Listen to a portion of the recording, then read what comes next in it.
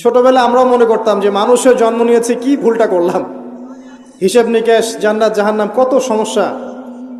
যত দিন যাচ্ছে বুঝতে পারছি যে ভাগ্যিস কিয়ামতের দিন বলে একটা দিন আছে, না হলে জালেমের এই জুলুমের কোনো বদলা হতো না, আর মাজলুম তার অধিকার ফিরে পেত না।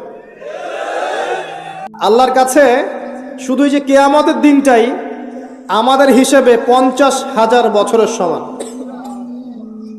কত বছর ভাই? 50,000 বছরের সমান একদিন, কিয়ামতের দিন। কিয়ামতের দিনের কি দরকার ছিল? কি মনে হয় আপনাদের? কিয়ামতের দিনের কি দরকার ছিল? ছিল। যদি কিয়ামতের দিন না থাকতো তাহলে পৃথিবীর সব জালেম পার পেয়ে যেত। কিয়ামতের দিন আছে বলেই কোনো জালেম পার পাবে না ইনশাআল্লাহ। কোনো